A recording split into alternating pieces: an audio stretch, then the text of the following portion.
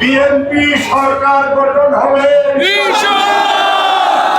ফেব্রুয়ারির নির্বাচন বাংলাদেশের জন্য একটা ঐতিহাসিক নির্বাচন হবে। গত 15 বছর আপনারা আন্দোলন করেছে, আপনাদের প্রত্যেকের বিরুদ্ধে 10টা 15টা 20টা মামলা ছিল। দক্ষিণ সুরমা ফেন্ট্রিগোজা বালাগঞ্জে বিএনপিকে শক্তিশালী করেছেন এমন দুর্বল নেতাকে আমরা সিলেট কিলাসুরে দেখতে চাই। আমরা বিশ্বাস করি বিএনপি সরকার গঠন করবে। নির্বাচনে ফেব্রুয়ারিতে বেগম খালেদা জিয়াকে মুক্তি দিবেন, তাহলে আমি চা খাবো। দলের চেয়ে দেশ বড়।